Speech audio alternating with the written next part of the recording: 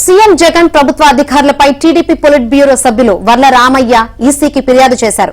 April 2న రాష్ట్రంలోని అన్ని పాఠశాలల విద్యార్థులు తల్లిదండ్రులతో నిర్వహించే సమావేశాలను రద్దు చేయాలని కోరారు. ఎన్నికల కోడ్కు విరుద్ధంగా ఆర్టీసీకి చెందిన 2 బుల్లెట్ ప్రూఫ్ వాహనాలను సీఎం జగన్ వాడుతున్నారని, వెంటనే వాటిని వెనక్కి తీసుకోవాలని ఫిర్యాదులో పేర్కొన్నారు. ఇన్ని రోజులు బస్సులు వినియోగించినందుకు జగన్ నుంచి డబ్బులు వసూలు చేయాలని అందులో కోరారు.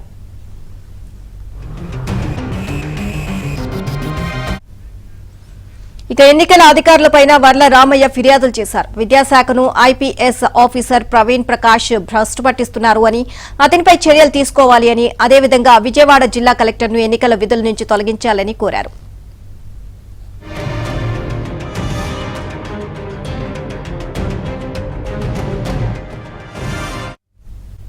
సీఎం జగన్ ప్రభుత్వ అధికారులపై టీడీపీ పొలిట్ బ్యూరో సభ్యులు వర్ల రామయ్య ఈసీకి ఫిర్యాదు చేశారు. ఏప్రిల్ 2న రాష్ట్రంలోని అన్ని పాఠశాలల విద్యార్థులు తల్లిదండ్రులతో నిర్వహించే సమావేశాలను రద్దు చేయాలని కోరారు. ఎన్నికల కోడ్కు విరుద్ధంగా ఆర్టీసీకి చెందిన 2 బుల్లెట్ ప్రూఫ్ వాహనాలను సీఎం జగన్ వాడుతున్నారని, వెంటనే వాటిని వెనక్కి తీసుకోవాలని ఫిర్యాదులో పేర్కొన్నారు. ఇన్ని రోజులు బస్సులు వినియోగించినందుకు జగన్ నుంచి డబ్బులు వసూలు చేయాలని అందులో కోరారు.